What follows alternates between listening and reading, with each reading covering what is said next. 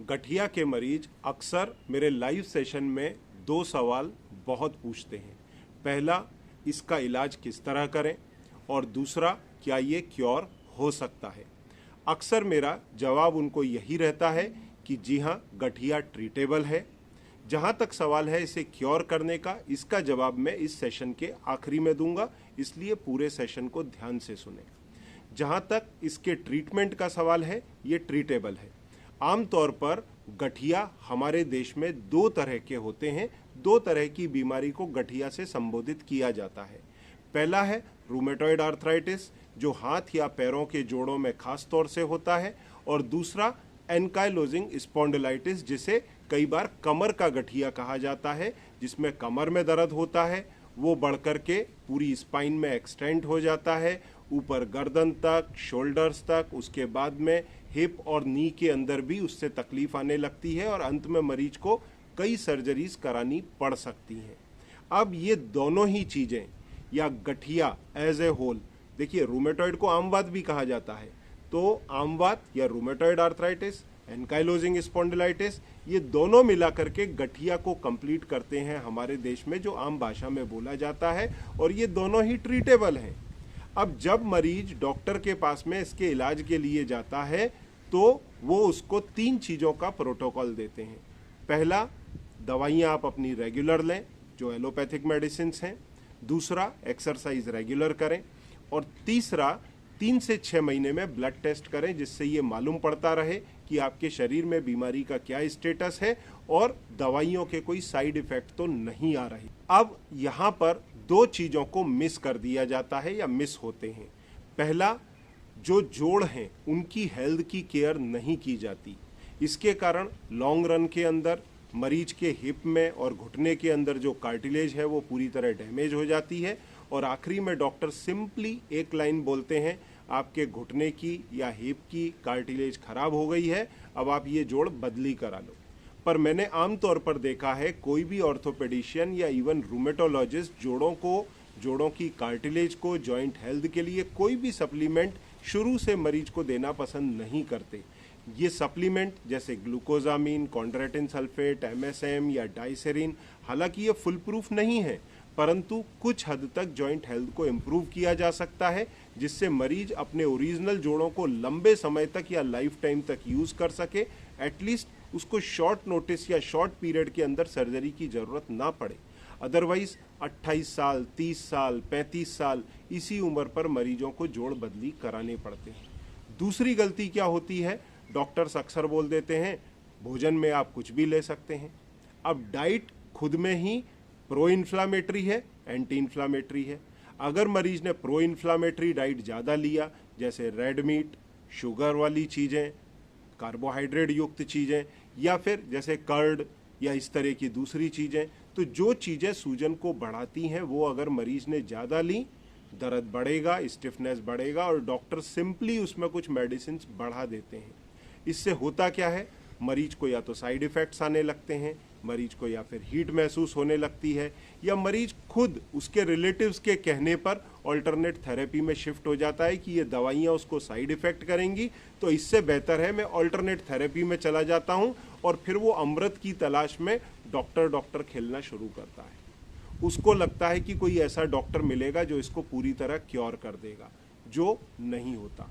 अगर किसी मरीज का रूमेटॉइड आर्थराइटिस में NTCCP या RA टेस्ट पॉजिटिव है, या एनकाइलोजिंग स्पॉन्डिलाइटिस में HLA-B27 पॉजिटिव है, तो ये लंबे समय की बीमारियां हैं और इसमें लगातार मरीज को इलाज करना पड़ेगा।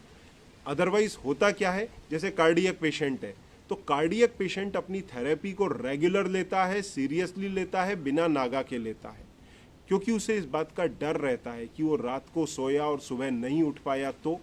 पर यहाँ रूमेटॉइड हो, एनकाइलोजिंग हो, या फिर दूसरी इन्फ्लामेटरी आर्थराइटिस हो, या नॉर्मल आर्थराइटिस हो, ऑस्टियो आर्थराइटिस हो, गाउटी आर्थराइटिस हो, मरीज क्या सोचता है ज़्यादा से ज़्यादा क्या होगा, मेरे को रात को दर्द होगा, उठ के बैठ जाऊंगा, गोली खा लूंगा, या फिर दर्द तो मैं सहन कर सकता हूँ। तो इस चक्कर में उसके जोड़ों में गलाव आने लगता है। तो कायदे से जितने भी गठिया के मरीज हैं उनको 5 पॉइंट पर जीवन भर इलाज करना चाहिए। पहला, वो अपनी डाइट पर फोकस करें, एंटी इन्फ्लामेटरी डाइट लें। जैसे एंटी इन्फ्लामेटरी में उदाहरण के लिए अगर देखें, करक्यूमिन सूजन को घटाता है, सभी डॉक्टर मानेंगे। ओमेगा 3 फैटी एसिड वाले प्रोडक्ट्स से मेरा मतलब है फूड प्रोडक्ट, जैसे फिश हो गया, या फिर चिया सीड है, फ्लैक्स सीड है, या अखरोट है, बादाम है, तो इस तरह की चीज़ों का सेवन ज़्यादा करें जो एंटी इन्फ्लामेटरी है, या फिर जिंजर, गार्लिक। तो इस तरह की चीज़ों का मेरा पूरा डाइट का वीडियो है, आप नीचे सबमिट करके वो पूरा एंटी इन्फ्लामेटरी डाइट का वीडियो और उसका एक चार्ट है करीब 8 पेज का, वो पूरा आप मेरे असिस्टेंट से मंगा सकते हैं। तो पहला अपनी डाइट को फॉलो करें जो आपका फर्स्ट डिफेंस है। उसके बाद में दूसरा, एक्सरसाइजेस करें। एक्सरसाइजेस से आपके जॉइंट्स की मोबिलिटी बनी रहेगी, जॉइंट्स में डिफॉर्मिटी नहीं आएगी और आपका स्टेमिना इंड्योरेंस बना रहेगा। उसके बाद में तीसरा, जॉइंट को बचाने की दवाइयाँ, सप्लीमेंट जरूर लें। जैसे मैं अक्सर आपको बोलता हूँ जॉइंट फ्रेश या ऑनटोस। जॉइंट फ्रेश में जैसा मैंने आपको बताया है, central drug research institute of India Lucknow का एक एक्टिव इंग्रेडिएंट टेरोस्पर्मिन सी है जो उन्होंने पालक से निकाला, नैनो टेक्नोलॉजी डेवलप किया, यूएस पेटेंट भी किया, और वो हमने इस अपने प्रोडक्ट में डाला हुआ है, जिससे आपकी कार्टिलेजेस को हेल्दी रखने में, उनकी मोटाई को मेंटेन रखने में मदद मिलती है और आपको लंबे समय तक सर्जरी नहीं करानी पड़ती। तो जॉइंट फ्रेश लें। साथ में सूजन और दर्द जो अक्सर इसमें इन्फ्लामेटरी आर्थराइटिस में होता है, तो दर्द निवारक गोलियां लेंगे, लिवर किडनी पे असर आएगा। तो 4 स्टेप या 4 स्टेप टोटल इसके साथ कंटिन्यू करें। फिर यदि आपकी समस्या इन 3 चीज़ों में, डाइट, सप्लीमेंट्स, एक्सरसाइज, इसमें कंट्रोल नहीं हो रही, तो कुछ एलोपैथिक मेडिसिन ऐड करें और 3 से 6 महीने में ब्लड टेस्ट करें, ये जानने के लिए कि बीमारी का क्या स्टेटस है और कोई साइड इफेक्ट तो नहीं है। तो ये आप अगर लाइफ टाइम करते हैं बिना रोक के, तो आप अपने ओरिजिनल जोड़ों को एंजॉय कर सकते हैं और इसको ट्रीट कर सकते हैं, नॉर्मल लाइफ जी सकते हैं। अब जहां तक सवाल रहा, जो लोग पूछते हैं कि क्या इसको क्योर किया जा सकता है, तो ये एक टेक्निकल वर्ड है।